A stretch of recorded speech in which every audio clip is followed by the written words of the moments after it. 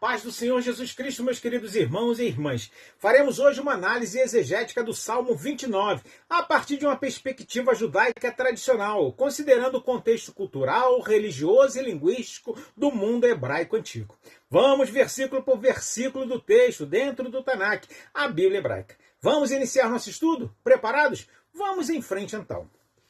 O Salmo 29 contém 11 versículos e pode ser dividido em 3 seções. Os versículos 1 a 2 falam da convocação para dar glória a Deus.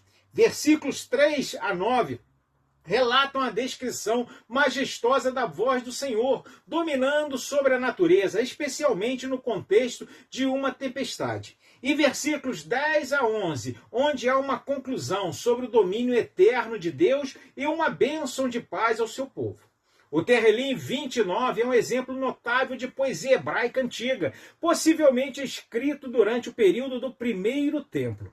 Muitos estudiosos judeus e comentaristas observam que o Salmo carrega paralelos com hinos ugaríticos de louvor ao deus cananeu Baal, o senhor das tempestades. Davi compõe este salmo para demonstrar que é o Deus de Israel e não Baal quem controla os céus e as tempestades. Essa reinterpretação teológica é típica do Tanakh, reafirmar o monoteísmo frente a ideias politeístas. Assim, vemos Davi reafirmando que a voz de Hashem é quem domina o trovão, os mares e as florestas e os relâmpagos. Os versículos 1 e 2 dizem: dai ao Senhor, ó filhos poderosos, dai ao Senhor glória e força. Segundo alguns comentaristas, filhos dos poderosos referem-se aos anjos. Ele entende que os anjos são chamados a louvar a Deus. Outros comentaristas, como Radak, aludem que também pode se referir aos poderosos da terra, ou seja, os governantes que devem reconhecer a soberania divina.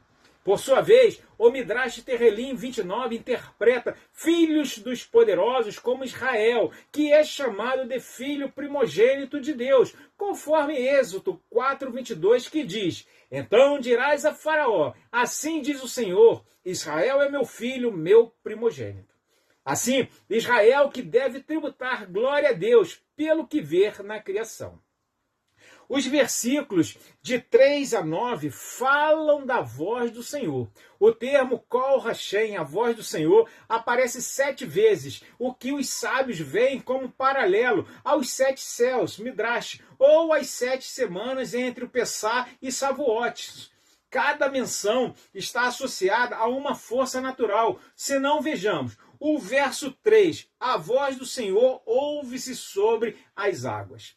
Aqui há referência à criação do mundo, quando o Espírito de Deus pairava sobre as águas. Relaciona-se também com o controle sobre o mar, reafirmando a soberania divina.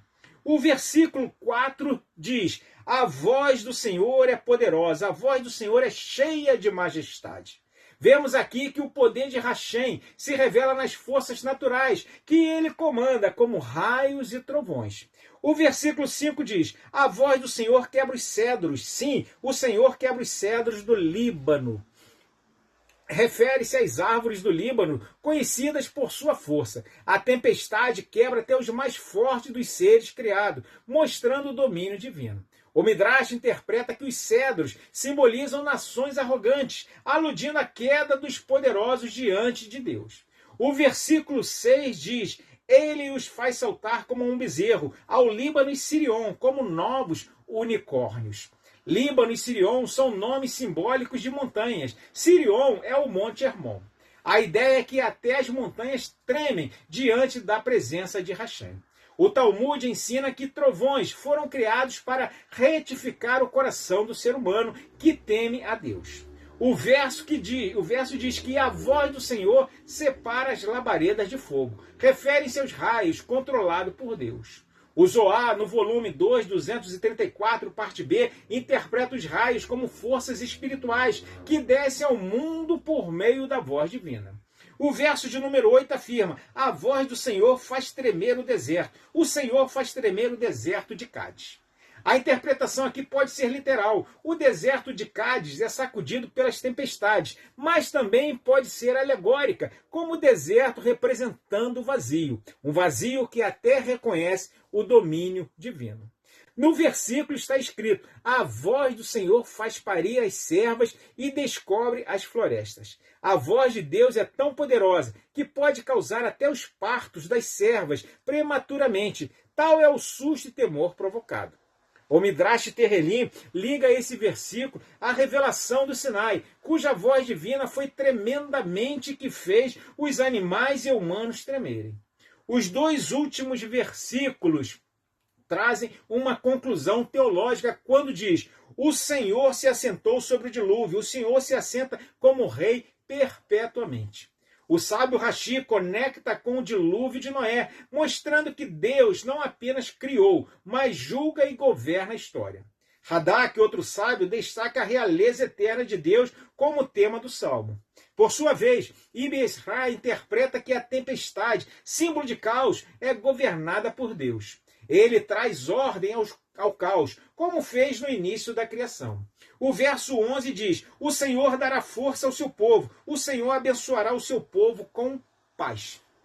Força aqui é Torá, conforme o Talmud, e a paz é o Shalom, essencial que sela todas as bênçãos. A paz não é apenas a ausência de guerra, mas a harmonia espiritual entre forças superiores e inferiores. Este salmo é recitado no Shabat, durante o Kabbalat Shabat, a recepção do sábado, simbolizando o poder criador e renovador de Hashem. Também é recitado por algumas comunidades em Shavuot, conectando com a revelação do Sinai, onde a voz de Hashem se manifestou de forma intensa. Por fim, o Terrelim 29 representa uma poderosa afirmação da soberania de Hashem sobre o cosmos. Em um contexto cultural onde deuses pagãos eram tidos como senhores da natureza, o salmista proclama: Hashem é rei. A repetição da expressão Kol, que é rei, a voz de Deus, marca uma cadência litúrgica que ecoa a criação, o Sinai e o juízo final, todos os momentos da manifestação da voz divina. Este salmo é, portanto, teologia poética, afirmação de fé em um Deus que fala, age e reina, levando o caos à ordem, a força à Torá e a tempestade à paz. Chegamos assim, meus irmãos, ao final deste vídeo. Esperamos que este estudo do Salmo 29 motive cada um de vocês a nos acompanharem na análise dos salmos seguintes. No próximo vídeo, analisaremos o Salmo 30. Enquanto isso, acessem nosso canal no YouTube. Assistam, compartilhem, comentem e se inscrevam para serem avisados todas as vezes que lançarmos um vídeo novo. Fiquem com Deus e que Deus os abençoe em Cristo Jesus.